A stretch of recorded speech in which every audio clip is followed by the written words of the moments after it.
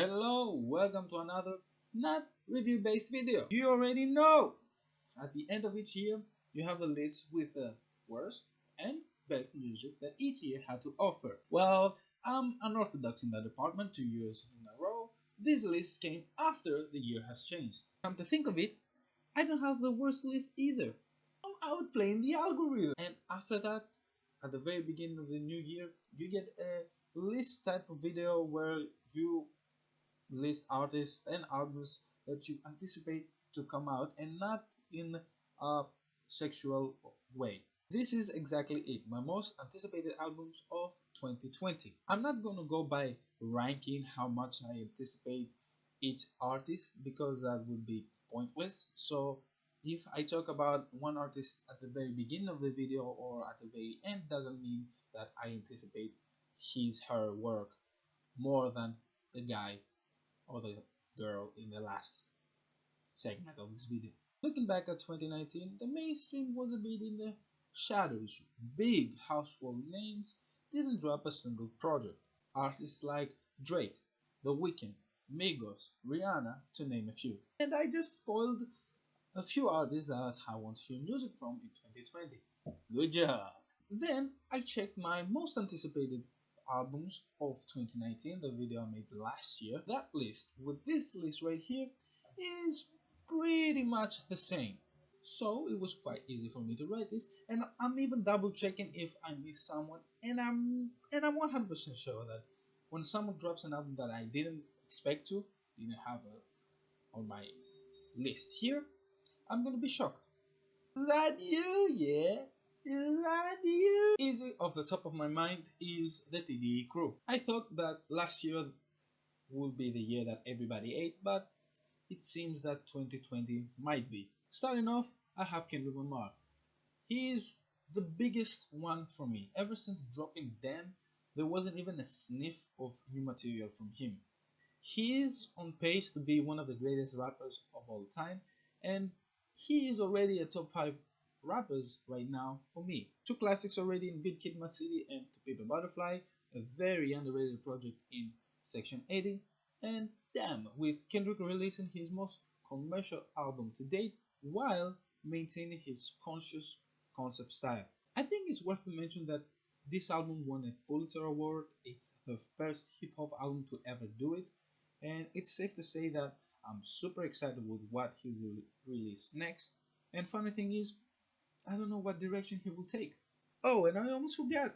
Untitled Unmastered, To Pimp a Butterfly. Throwaways that sound and are better than actual albums of some artists. Azir Rasad is a man that plays with my feelings. Ever since releasing the Sunstar Raid, he disappeared. Yes, some leaks here and there, but I decided to not go that route, do not get caught in that cycle of listening to leaks. That's not my style. Sylvia Demo is still my favorite project from him, and Heavenly Father still to this day hits me hard, maybe harder every time I listen to it. Very beautiful song. And out of all the members of TDE, he and Absol are the members with the longest album absence, and I'm pretty hyped with what they are going to release. Talking about Absol, the weirdest member, let's say, him with Q. Personally, not his biggest fan of solo projects, but it always fascinates me to dissect everything he says on his songs, on his album, his themes, and hopefully he releases something solid. Next up is SZA. Her debut studio album 2017 Control was a very nice R&B album, and yes, she didn't completely stay silent. She worked with various artists, but other than her single Brace Yourself, she stayed mostly as a featured artist for 2 years. Finally, the newest signee, Reason, after signing with TDE, he re-released his debut studio album under the label of TDE in 2018, and I suspect that later in 2020 he will drop some sort of music, maybe a couple of singles or a full-length project, I don't know. Let's continue with labels, and then we go by individuals. The next one is Dreamville Records with the head honcho J. Cole to be rumored to release his final studio album in the fall of. How much is this going to be true? Time will tell. Ever since dropping KOD, I get excited to listen to more J. Cole, and he helped build that excitement with his features in 2018, and Revenge of the Dreamers 3 in the summer of 2019. I'm sure he has another classic in him. Forest Hills Drives for me is one classic. It's his most consistent album. For Your Eyes Only was a bit of a meh to me. I don't go back as much as other people do. And KOD was definitely good, but I felt that the themes were only a bit on the surface. He was scratching the surface of drugs and how it affects people. Ever since KOD, he sounds hungry, he sounds motivated, his pen game is on point. Maybe the next artist I'm going to talk about help with his energy, with his writing ability and lyricism. I hope he helps him through with the follow as well in getting him motivated, if you know what I'm saying. The artist is JID. He, much like J. Cole, gets me excited to listen to new music from. In 2018, he released DiCaprio 2, which to this day goes very hard. In Revenge of the Dreamers 3, he was my MVP of the whole album, and his features in the meantime are worth looking. I mentioned earlier a few artists that me, myself, and others expect to drop new material this year. One of them is Drake himself. I wonder where Drake will release. And in all honesty, I pray that it's something worth hearing in full and not a couple of hits chucked together with mediocre at best songs. Scorpion was a bad album, sorry, a double album. He had only 4 songs out of the 25 that were actually worth listening, or to me at least, enjoyable. And considering his album came in a period where he and Pusha T were having this beef, which Drake lost, no way to get around that, Drake, even though you try to manipulate the narrative, you still lost. Don't try to come up with an excuse of, oh, it was a rap battle and not a beef. There's rules in rap battles. No, Drake, it was a beef and you lost. How can I possibly get excited after all of that, you may say? Well, it's still Drake. I still enjoy his music for the most part, and I truly believe he can release something as good as great as Take Care, and if you read it, it's too late. Migos is a prime example of artists that are not myself for full-length albums, and still, with culture, they manage to sound great and not bore me throughout. And just like Drake in 2018, they released a 2 disc album in Culture 2 that has 24 tracks, from which I can only take 3. My only wish is that they don't bloat their new album, which is probably going to be Culture 3, with boring, same sounding, uninspired songs, and then your good tracks get lost in the shuffle. Rihanna is another artist that we haven't heard from in a long time. It feels like ages when she released Anti in 2016, an album that many loved, and I quite liked it. I don't know if she's going to release anything this year. It seems to me that she's more concentrating in her cosmetics and fashion line. Please correct me if I'm wrong, but new music from Riri is always welcome. Then is my boy. It's my boy The Weeknd. I'm going to keep it simple and short. I'm a huge fan of his. I love his whole discography. His music is like a drug that I need, and last year I was itching for it. And then he dropped Heartless. And then he dropped Blinding Lights. Can't fucking wait for his album to drop. The only critique I will make for him is that he doesn't bloat this album like Starboy did, because out of the 15, 16, I can't remember how many tracks are they. You could trim it down to 12, 11, it would be sound perfect. I just hope he does that, or maybe if he has like 15 tracks, 16 tracks, they all sound like Heartless, not samey, but dangery, if if that makes any sense. Honestly, I should start a jar collecting money for his concert, for his eventual concert, because he will drop an album, announces 2 dates, and I want to hear him live. I truly do. Let's calm down a bit and continue this video with Black, and after that I want to hear from in 2020 his debut studio album was pretty solid in 2018, and Pretty Little Fears really melts my heart, bro. Like I said, J. Cole was on point. His verse here is beautiful. Party Next Door, honestly, not a huge fan of his, but I wouldn't say no to more music from him. Hopefully he sounds fresh and motivated. Same goes for Ajay Jordan as well. I love their little EP called Hair, but their debut studio album was a bit meh, and their project, the second studio album I believe in 2017, Space in Between, was kind of alright actually. Another artist that many fans were disappointed with their album is ASAP Rocky, and most of them and me expect another album this year. Like them though, I quite enjoy testing. I like the aesthetic this album brings for the most part, but I can see the weaknesses this album has. One thing that ASAP does well is not get stale, and I can expect something different than testing, but it seems that Rocky doesn't feel as big as he used to be in the music industry, but rather in the fashion industry. I don't know if I see it wrong, but that's how I feel. And also last year, Rocky had a bit of a rough year. He was arrested in Sweden, and I'm not going to be 100% sure about this, but his stroke game was leaked in the end of 2019 or the very start of 2020, and fans were disappointed.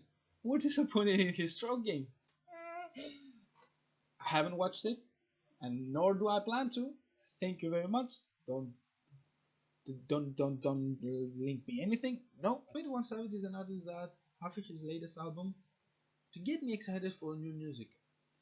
Honestly, I didn't care about his debut studio album, even if he had one of the biggest hits of that year in Bank Account. But ever since I Am Greater Than I Was in his trials and tribulations with his visa expiring, I can safely say that I'm excited to hear more from 21. If he drops a collab album again with Metro Boomin, that would be more than welcome as well. Now, I know a lot of people will joke about this and clown me for that, but I'm gonna say it. I'm gonna say it right now. I want to hear music from Big Sean. Ever since dropping Dark Sky Paradise and then continued with I Decided, I can safely say that I don't cringe as much as I did when listening to Big Sean. That's a huge improvement. So yes, I'm excited. I don't know, and I'm not sure if Saba will release new music or a new album this year, considering how personal and how great Care for Me was. But even if it doesn't, that would probably be a good sign. I always like artists that take time to craft their album, take time with their music, so they don't come out with a rushed project that feels incomplete. But hopefully we get a single at least, maybe to tease us or something. This is going to be weird thinking, but Denzel Curry might release an album this year. Zoo felt more like a stepping stone for something bigger, and knowing how Denzel Curry operates, it wouldn't come as a surprise for an album in 2020. He is one of my favorite artists to keep an eye on, and yes, definitely check his music if you haven't heard from him yet. Maybe you live under a rock. Mick Jenkins to me is an artist that started off with Bang in 2014, I believe, with his release of Waters, a mixtape that is fresh, unique, innovative, and I still listen to this day.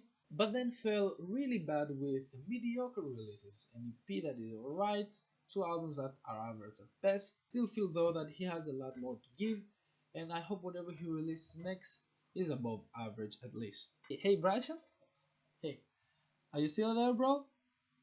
I mean, I know you're happy and all, but can we get at least some new music from you this year? I know True to Self wasn't as good as Trap Soul. I know you were in a very difficult period when True to Self was released, but it's been a minute since we heard new material from you. Don't make sad boy music, make something fresh, something new, something fun and upbeat this time around, and we will see how that works out. Maybe it works out for your benefit. Who knows? I was very excited for new Justin Bieber music. He was started to make music that appealed to me, but ever since dropping that Yummy single, I'm getting less and less excited to hear from him. Not only this track is completely garbage. The way he tries to manipulate his audience for this track to reach #1 on Billboard is disgusting, childish, and mature. I know in the grand scheme of things we will forget it, but even if we get past this desperation of a #1 hit, Yummy still is trash, and I hope the rest of the album doesn't sound like this. I'm starving for a new Run the Jewels album, and all I can say is that LP assured us that Run the Jewels 4 will be released in 2020, and with all the shit that is happening in the US right now, I'm licking my fingers about how LP and Killer Mike will sound, what they will talk about, because they are not shying away from politics and telling the hard truth, honestly. Another artist that is not shy to talk about political issues is Joey Badass, and I for one can't wait for his third studio album, which, from his words, is almost finished. His debut studio album, Before the Money, is on constant repeat. It's amazing, and All American Badass is just a very solid follow-up. I will go briefly over the three artists for the sole reason that I can't predict what they are up to. They don't have a schedule per se. Lord knows if they're going to release new music, something this year. These are Beyonce, that after the critically acclaimed Lemonade, she tag teamed with her husband Jay-Z in the Carters, and that album was disappointed. I hope I hope she releases something new because Beyonce being absent from the music is is a big hit for the music industry. The other one that is a big hit for the music industry is Frank Ocean. He teased us very hard before releasing Blonde, and I think he does the same right now. Last year he released a couple of songs that may or may not end up on an album, and he's very subtle in his ways. That being said, seeing him making a very rare appearance at Coachella because Frank Ocean doesn't do shows, that may indicate that he might release a new album sooner rather than later. Maybe not an album, maybe not an album, but definitely new material, new music. And finally, Childish Gambino, a genius of his own right that has been staying silent since 2018. This is America made a statement, and the summer pack of Summertime Magic, It Feels Like Summer, were nice to build up anticipation for the album that didn't came from writing, producing, acting in his hits of Atlanta to endorsing the 2020 Democratic candidate Andrew Yang and joining his campaign as a creative consult. I feel that is a bit much to ask for new music. Who knows though? Who knows? He can come in clutch and gives us hopefully another Awaken My Love or even better by the end of the year. So that was it for this video. I hope you enjoyed it. Um, yes, I don't know if I missed any artists. Hopefully I didn't. But any surprises are more than welcome. If you like this video, please hit the like button below. Subscribe for more content, hit the bell for notifications, and until the next video, hopefully that will be a review. Stay safe, and I'll see you soon. Goodbye.